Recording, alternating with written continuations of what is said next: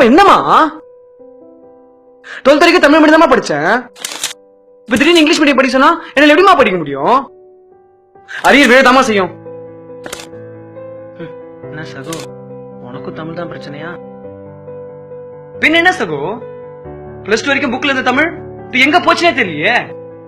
தமிழ்நாட்டுல இருந்தும் மத்த மொழிக்காரங்கிட்ட போய் பஞ்சம் பொழைக்க வேண்டியதா இருக்கு.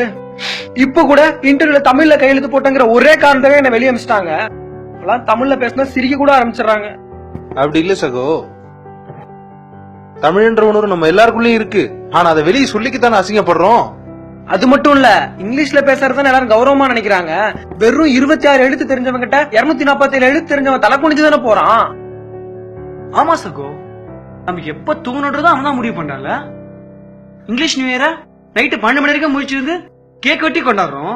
ஆனா தமிழ் நியூ இயர வெறும் லிவா மட்டும் தானே பாக்குறோம். தமிழ் தமிழ் இவ்வளவு பேசுறீங்களே, தமிழ்ல உங்களோட பிறந்த தேதி தெரியுமா?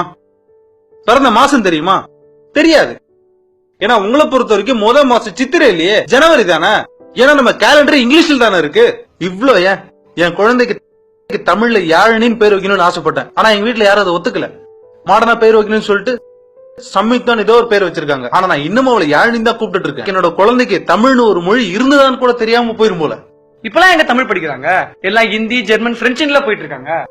நான் ஒருத்த பேசுறதுனால தமிழ் எப்படி வளரும் அப்படின்னு எல்லாரும் நினைச்சிட்டு இருக்கனாலதான் தமிழ் இந்த நிலைமையில இருக்கு.